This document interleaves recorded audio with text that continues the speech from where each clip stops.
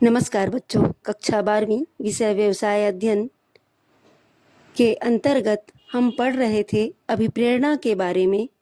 आज हम अभिप्रेरणा अर्थात मोटिवेशन के एक बहुत ही महत्वपूर्ण सिद्धांत को समझेंगे, जिसे कहा जाता है मैस्लो का आवश्यकता प्राथमिकता सिद्धांत।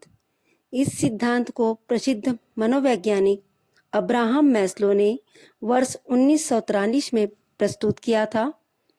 मैस्लो का मानना था कि मनुष्य के व्यवहार के पीछे उसकी आवश्यकताएं काम करती हैं, अर्थात इंसान जो भी कार्य करता है उसके पीछे कोई ना कोई ज़रूरत अवश्य होती है। मैस्लो ने कहा कि मनुष्य की सभी आवश्यकताएं एक जैसी नहीं होती, बल्कि उनका एक क्रम होता है।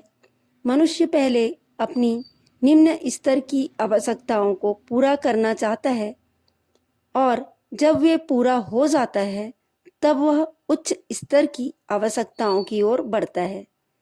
इसी बात को समझाने के लिए मैस्लो ने एक पिरामिड दिया है। इस पिरामिड में आवश्यकताओं को नीचे से ऊपर 5 भागों में बांटा गया है। पहला आवश्यकता है शारीरिक आवश्यकताएं। यह सबसे पहली और सबसे मूल आवश्यकता है। इसके अंतर्गत भोजन, पानी, वायु, वस्त्र, नींद, आराम और रहने का स्थान। सोचिए, यदि किसी व्यक्ति को भूख लगी हो तो क्या वह सम्मान या आत्मविकास के बारे में सोचेगा? नहीं ना।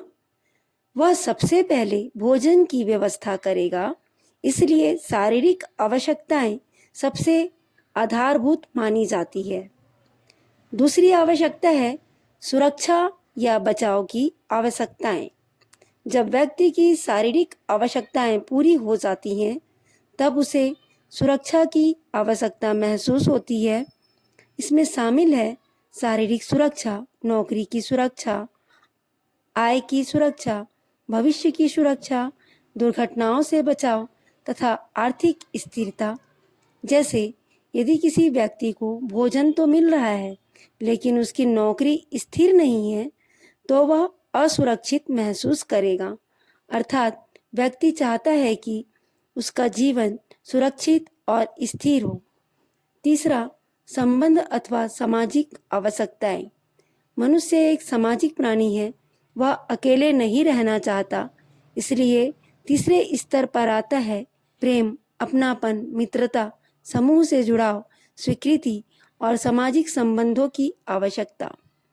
हर व्यक्ति चाहता है कि उसे कोई समझे, उसे कोई अपनाए और समाज में उसका स्थान हो। विद्यालय, परिवार, मित्र, सहकर्मी, ये सब हमारी सामाजिक आवश्यकताओं को पूरा करते हैं।